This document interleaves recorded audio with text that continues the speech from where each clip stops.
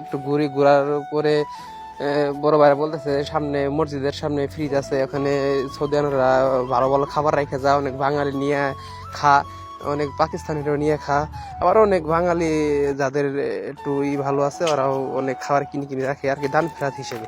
যে আমরা এখন চাইতেছি হেঁটে হেঁটে যে দেখি ফ্রিজে কোনো কিছু আছে কিনা, নিয়ে খাইতে পারি কিনা। আপনাদের সাথে থাকো, আপনারা আমরা দেখাবো তো ফ্রিজে কি আছে, কি নিতে পারি। ধৈর্য ধরুন, এই যে প্রায় দেখতে দেখতে আয় পড়ছি।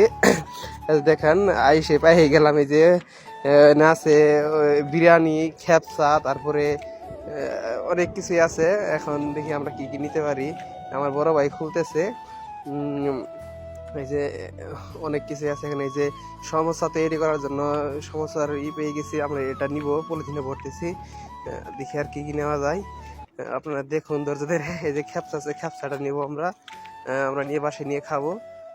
যে এটা নেওয়ার পরে আমার বড় ভাইরা বলতেছে চলো একটু সামনে ঘুরে আসি।